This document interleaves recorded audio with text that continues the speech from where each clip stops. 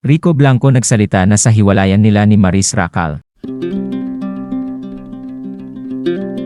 Trending at usap-usapan sa social media ang naging revelasyon ni Maris Racal na matapos ang 5 taong relasyon ay hiwalay na sila ng singer-songwriter na si Rico Blanco.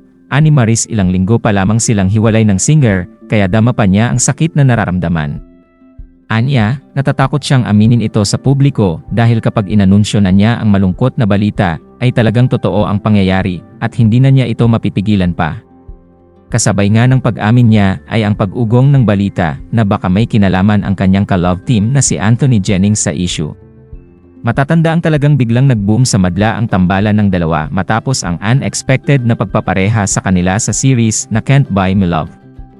Paglilinaw ni Maris, walang third party involved at wala ring kinalaman si Anthony sa kung anuman ang rason kung bakit sila naghiwalay ni Rico. Nakiusap naman si Maris na sana'y respetuhin ang desisyon nila ni Rico sa kanilang breakup. Samantala ilang oras lang matapos i-anunsyo ni Maris ang malungkot na balita, ay naging usap-usapan naman ang bidyong ibinahagi ni Rico Blanco sa kanyang social media account. Ibinahagi ni Rico ang larawan at maikling video ng kanyang mga magulang na pareho ng senior citizens. Una, makikita ang mga larawan ng mga magulang ni Rico na nakaupo sa tabing dagat na masayang nagkukwentuhan habang papalubog ang araw.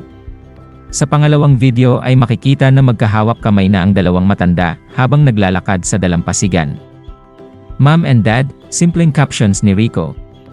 Komento ng mga netizens, ito daw marahil ang pangarap ni Rico noon sa relasyon nila ni Maris, na sabay tumanda at masayang kasama ang isa't isa sa simpleng pamumuhay, subalit hindi na nga ito magkakaroon pa ng katuparan.